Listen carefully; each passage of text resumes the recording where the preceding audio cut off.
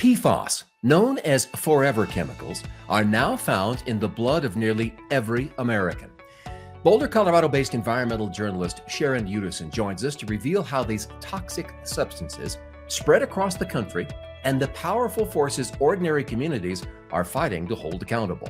So the CDC statistic is at least 97% of Americans have PFAS in their bodies, but that may be a conservative estimate. They say at least 97%.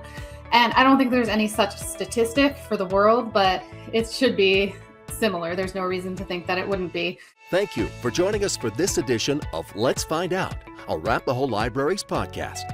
Hear from authors, experts, and opinion leaders to spark ideas, solve problems, and enrich your life. In Arapahoe Libraries, we turn every search for knowledge into a helpful adventure. Well, Sharon, welcome to the Let's Find Out podcast. Thanks for having me. Good to have you here. Your book, co-authored with fellow journalist Rachel Frazen, the title is Poisoning the Well, How Forever Chemicals Contaminated America. What led the two of you to write this book? Well, it's a long story. In my 15 years of covering climate and environmental issues, one of my favorite subtopics has always been water. And that's from both a conservation and a contamination perspective. I learned about PFAS actually only about 7 years ago in 2019 while I was doing my Ted Scripps Fellowship in environmental journalism in Boulder. And once I started working at the Hill, which was from about 2021 to 2025, Rachel was working there as well. And it turns out we both had a shared passion about PFAS. These are just such pervasive, ubiquitous chemicals. They're everywhere. They don't break down. And Rachel and I ultimately ended up writing a series for The Hill, investigating the legal obstacles people face when pursuing justice for PFAS-related injuries. And after that, I suggested the idea of a book, as there was no comprehensive PFAS book out there, and the rest is history. And here we are. Yeah. So the book is about people affected by PFAS. And I want to talk about the people in a moment, because that's an important element to your book. Some folks know about PFAS, but some may not. So let's start with the basics. What are PFAS? They're per and polyfluoral alkyl substances. Try saying that 3 times fast.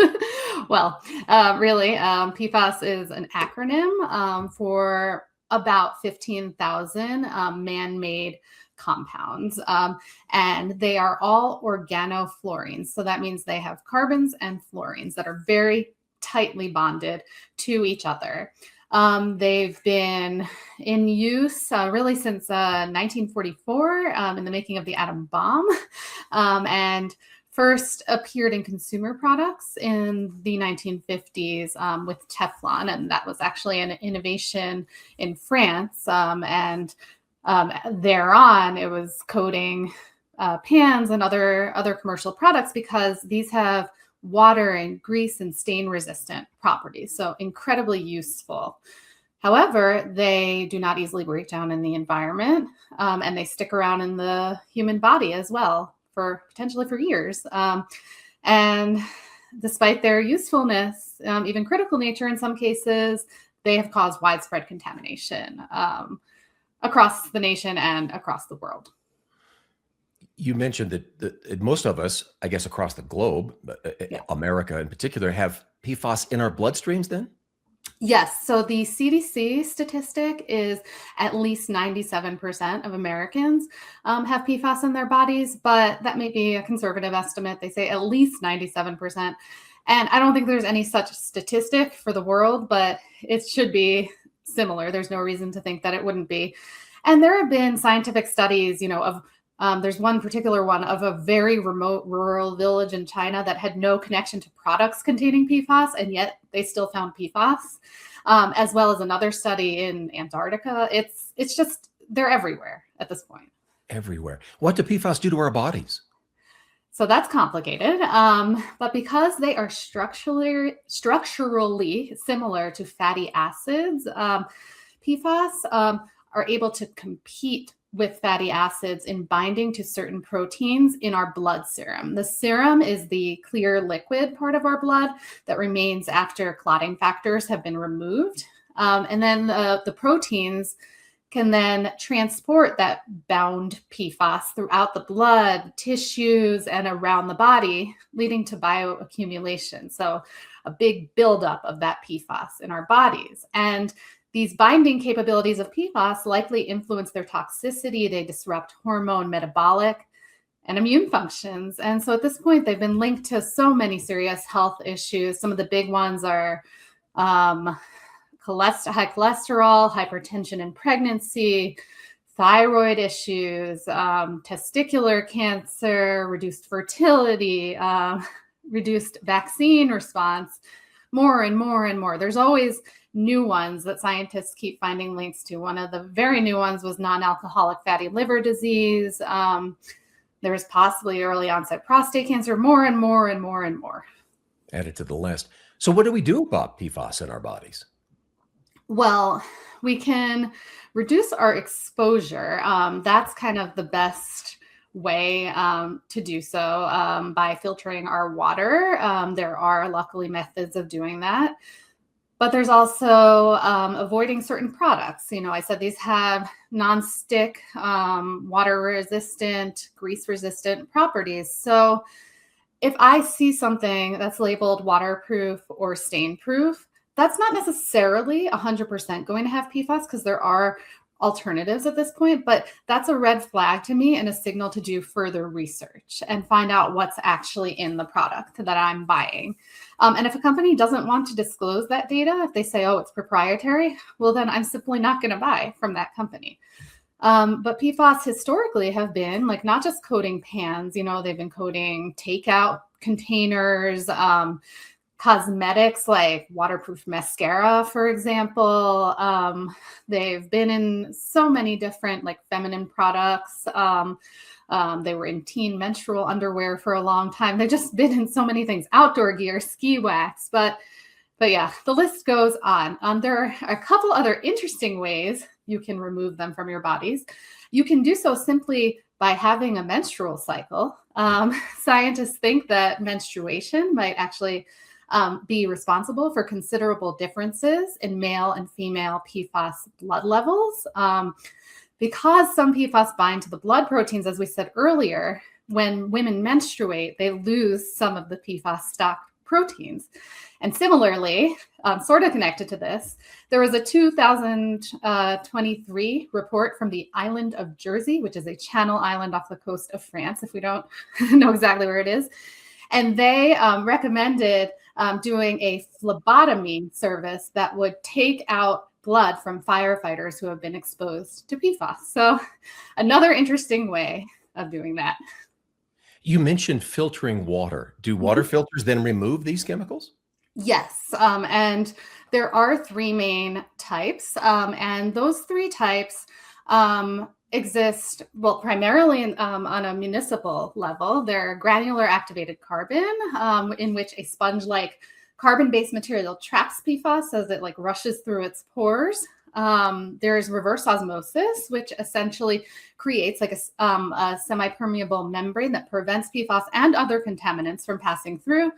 And there's one other that's actually used pretty commonly in Colorado at this point, and that's called ion exchange. This one is a nerdy scientific description, but in which a resin dotted with positively charged beads is soaked in salt water and attracts negatively charged chloride. And then when raw water that contains PFAS is added to the system, the negatively charged PFAS ions swap places with the chloride ions, creating harmless salt and then a PFAS-laden resin. Now, that is used in the West because you have to save water and that consumes much less water. So here, if we take water out of the Colorado River, for example, we have to put that water back in because of water rights in the West. And that's something that this region uniquely deals with. Reverse osmosis, on the other hand, consumes a ton of water. So that's why that would not be such a good choice for a municipality here. But I should also emphasize that all of these methods do actually not get rid of the PFAS. They kind of make it someone else's problem by, for example, this PFAS-laden resin or the granular activated carbon filter that is now stocked with PFAS. So yes, there are filtration mechanisms, but It just gets rid of it from your water. Yeah, they just don't go away, do they? Yeah, no. Yeah. Although there's scientists working on actually ways of degrading them and really getting rid of them for good. So I could guess the answer to this next question, but let me ask you to make it official. Did manufacturers know long ago that these forever chemicals were not so good for us? And if they did, why didn't they stop using them? So yeah, as we explore in the book, they really were doing research. Scientists at these companies were doing toxicological research behind the scenes, like as they were putting these products on the market. We have so many examples, but there's a few that stand out to me. In 1959, there was an FDA official who wrote that Teflon could be unstable under cooking temperatures and that its decomposition products are toxic. And yet that same FDA that approved Teflon coated cookware, that was just a really jarring one for me. And then another one that was particularly noteworthy was in 1981, I believe, another PFAS producer, 3M, which is another one, they identified something so problematic about one type of PFAS that's called PFOA, that it alerted the EPA finally, and that was a link to birth defects in rats. So fetuses of rats were developing eye deformities after consuming PFOA. Now the thing is, though, these companies were doing the research and they were assessing, what illnesses might mean for their bottom line. So this is all it revolves around money and how risky things are. And they need to know what their situation is going to be. And there was even a 1984 3M memo that cited concerns already, like employee health and corporate liability is what they said. So even 3M started phasing out the two most notorious types of PFAS in the year 2000, but they still produced many of the other chemical cousins that they deemed to be safer. So it's all a money game. And it's not just the private sector here. I mean, militaries have used these chemicals. Isn't that right? Exactly. Yeah. So I mentioned the atom bomb before in 1944. PFAS was really useful there because it contained the highly reactive substances because it's so impenetrable. But military usage really took off in the 1960s because the Navy started working with 3M to develop AFFF, which is a foam that can suppress jet fuel or any type of oil-based fire. And very soon that foam was on bases across America and also at civilian airports across America. But just like the companies, the military too was doing toxicological reports behind the scene and looking at how this foam might be, they had quotes saying hazardous, serious pollutant, risks to human health and the environment, in reports as they were still using them. I will say that the Department of Defense largely phased out the presence of AFFF on bases as of 2024. But Congress, just a few months ago, recently made a very weird decision of approving it again through the rest of this year, even though it's already removed from most bases. So we all have big questions about that are unanswered. And I'm not sure if any bases are then going to go buy it after clearing it out. So who knows? Interesting. Let's talk about companies doing the right thing when it comes to these PFAS. I understand some of them may have stopped using these forever chemicals in their manufacturing or in their packaging. Is that right?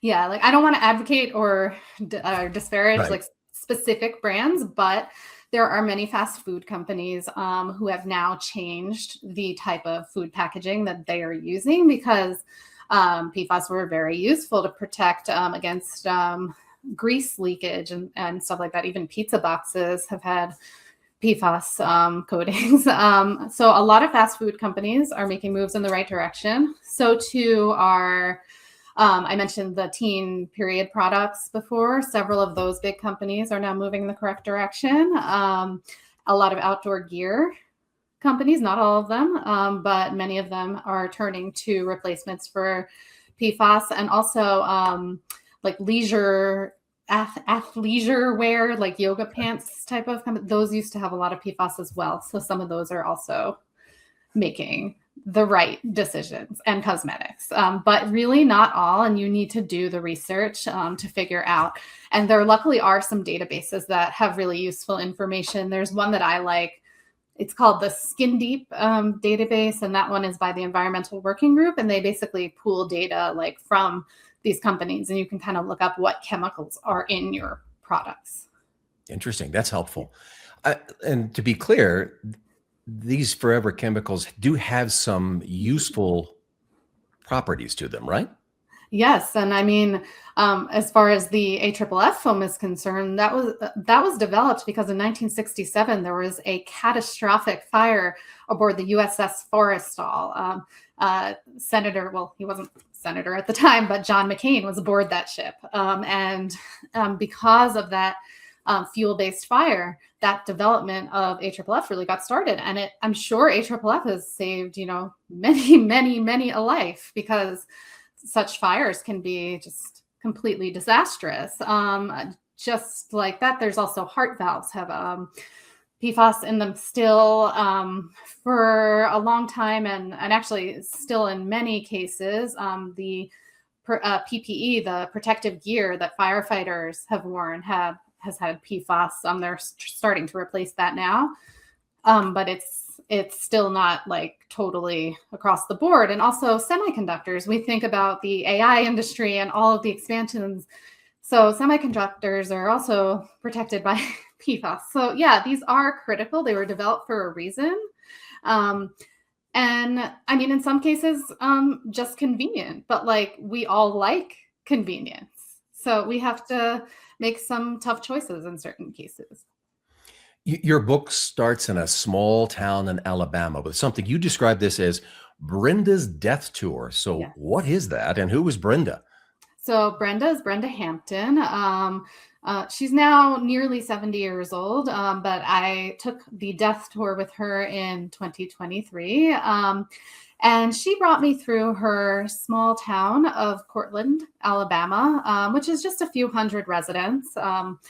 And in just 2 streets alone, she found 54 cases of cancer and 14 of kidney failure. And she was basically taking me around these streets and pointing out, well, this person died here, this person died there. And it was just left and right. And because it's such a small community, it's really like visible, it's tangible. Like you get that feeling of death as you just drive through these small streets. And unfortunately, her town, it is along the Tennessee River, and just upstream there was, massive industrial dumping, including of PFAS, and it was going directly into their drinking water supply. And Brenda she's just a normal person like any of us who decided to act on behalf of her community.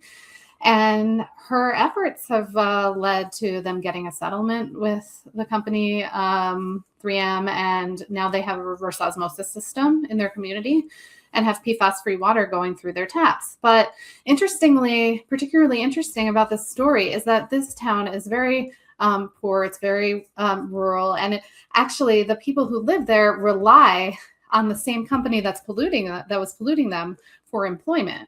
So it's just this like sacrifice zone and nobody, as Brenda puts it, like nobody really cared about them.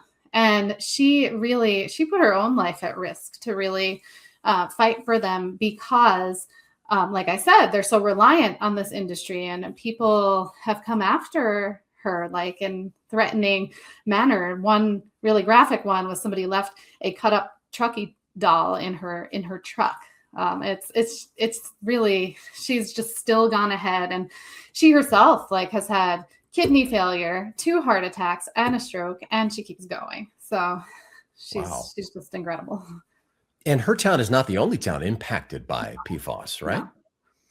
No. So in the book, we chose to pick like 4 places around the country that each have a PFAS problem that's distinct like from each other, but could be representative of dozens of other communities around the country. So in Brenda's town, that was like I said, the small town sacrifice zone, kind of affected by industrial pollution. Yes, unfortunately, hers is not the only one. Then here in Colorado, we looked at the Colorado Springs area, El Paso County, to see the discharge of AFFF firefighting foam from the military bases and how that has affected the communities who are largely veterans getting polluted by the military. And then in Maine, we looked at the agricultural disasters that have occurred because Maine has numerous paper mills which use PFAS in their pulping processes. And then farmers were told by the state to use the sludge from those mills, which was the treated wastewater. But treated wastewater at that level still contains PFAS. It's just removing solids and stuff. And the farmers were told by the state to use this as like free fertilizer on their farms. And what happened? Well, PFAS has really contaminated the aquifers there. The cows, there's a lot of dairy in Maine, the cows drank that water and cow milk was completely tainted with PFAS and dairy businesses were decimated. Again, not the only state, not the only place dealing with this. And then in North Carolina, we looked at kind of the corporate element because that's where like DuPont has had like a lot of its spin-offs and they were spinning off PFAS businesses and also kind of like spinning off types of PFAS because you'd get rid of one legacy PFAS and then 3 new ones would pop up. And I think that's a message of this situation here and how we've gotten to the number of 15,000, because it's like every time, you get rid of one, phase out one, there are lots of new ones that pop up in their stead. If I shared this book with someone and said, hey, here's a book about PFAS, I mean, that sounds very technical. It sounds very scientific, but at the heart of your book, it's really about people, isn't it? Yes. And I think that was a goal really to get to the community narratives and to help this be readable and relatable, because really PFAS can affect any of us. As I said, Brenda, for example, is a normal person like the rest of us. And so if we connect to her story or if we connect to the stories of some of the other people in these books, like I think it just makes it much more digestible and easier to accept the technical details and the science surrounding it. But yes. What's the reaction been to the book? Mostly positive, not just among the communities themselves, of course, but among other communities that are dealing with these specific issues. But even when I just go speak at, because I've done a lot of public library talks, I've also done a lot of university public health departments, but those people tend to be more familiar with those subjects. So public libraries, it might be somebody coming who has no idea what these are, how it affects them. And I feel like engaging with the people who didn't know anything about it before has been really rewarding for me. And I've gotten positive feedback about that and a lot of questions, like follow-up emails, like what can I do? What can, et cetera, et cetera. So it's been mostly positive. And the companies themselves, they haven't said very much. The military hasn't said very much because they reacted in the book. We got their reactions and they knew it was coming. So luckily there hasn't been too much backlash for us. Good. Who or what federal agency is responsible for protecting us from these chemicals? So that's the EPA, the environmental, and it varies though based on the administration, like what the EPA is doing, and it can go back and forth all the time. So that's a pretty complicated situation because we got our first federal regulations for PFAS in April 2024. So that was under Biden. That was for 6 out of 15,000 PFAS, but 6 very representative types of PFAS that often come along attached to many of the others. So it is useful. But now the Trump EPA has said it's probably going to roll back the regulations on 4 of those 6 PFAS and just keep the regulations on 2. And also they said they're going to probably extend compliance for those 2, which are PFOA and PFOS. I mentioned PFOA earlier. These are the 2 legacy compounds that are known carcinogens all over the world. Like health agencies deem them as known carcinogens. And so if the Trump EPA does this, then they will be extending compliance for water utilities from 2029 to 2031. So that would mean 2 more years that those public systems could have those known carcinogens in their systems, technically, if they do this. But on the other hand, like I call the Trump 2.0 EPA kind of a mixed bag on PFAS, because they decided to maintain a key Biden administration rule, which is deeming PFOA and PFOS as hazardous substances under CERCLA, the Superfund Act, if you ever heard of it. So that like forces polluters to clean up or pay for cleanup of contaminated sites. So yeah, it's really been just riddled with a lot of uncertainty. Yeah, so federal regulations can change year to year. What about state rules and regulations? Are there state rules that are in place that are designed to help us? Yes, and those can be very influential, but it really depends who you are and where you are, because it depends just on the state itself. Like some states have zero PFAS regulations, zero legislation. Alabama is one of them. Wyoming is another one of them, our neighbor. But some have like really progressive PFAS legislation and regulations. Like Maine, I mentioned before, they created the state helped create its PFAS problems by supporting the idea of putting that, the sludge fertilizer on land. But they have now become a state that has some of the most advanced PFAS legislation. So if you're in Maine, you're going to have your first consumer products ban before anyone else. Like theirs is coming into place by 2030 in increments, consumer products containing intentionally added PFAS. So it's been in stages. Some products already gone. They have a ban on sludge now that has PFAS. I wonder why, but they are one of the only states that have such a ban. In Alabama, you can just freely put sludge everywhere. Like, I mean, I'm serious. So I guess that just goes to say it really depends on your location. And it's all the more important right now when there's so much federal uncertainty that states really take responsibility for this. But you have talked about some positive change. So are we in a good place when it comes to awareness and change around PFAS, or is there a lot more work to be done?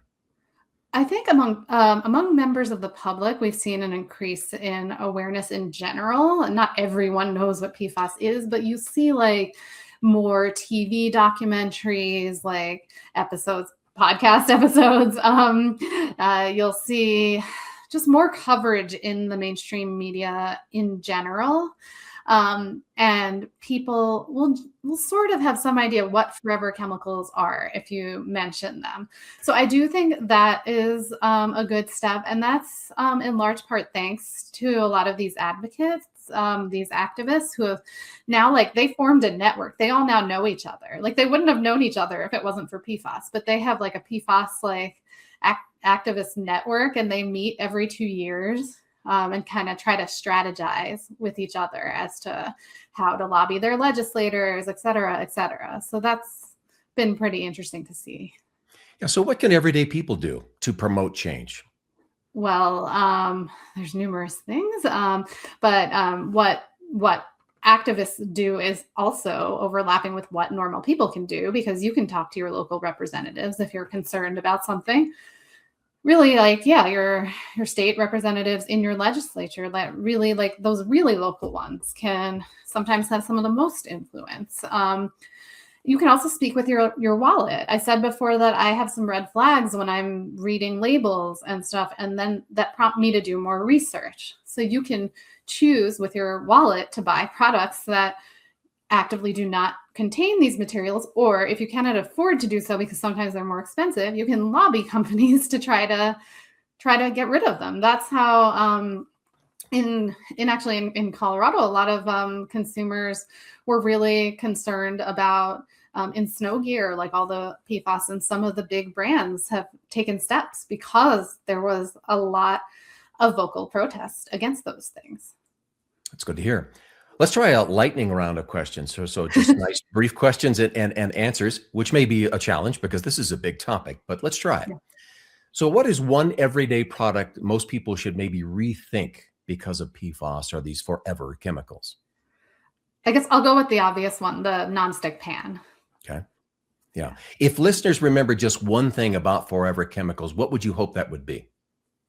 That we pretty much all have them in our bodies, and they're just completely pervasive and ubiquitous. One simple step people can take today to reduce PFAS exposure. Look in your house, find one product that has PFAS and find a replacement for that one product. Very good. Sharon, this has been fascinating. Thank you for all your hard work, your journalism, and for joining us for the Let's Find Out podcast. Thanks so much for having me. To learn more about PFAS, also Sharon Udasin's book, Poisoning the Well, and the resources she spoke of, check the link in our show notes. And be sure to subscribe to the Let's Find Out podcast so you don't miss future conversations uncovering the stories shaping our health, our communities, and our future. Thank you for joining us for this edition of Let's Find Out, Arapahoe Libraries podcast. Be sure to like, share, and subscribe. Follow us on Facebook and Instagram, and visit us online at arapahoelibraries.org.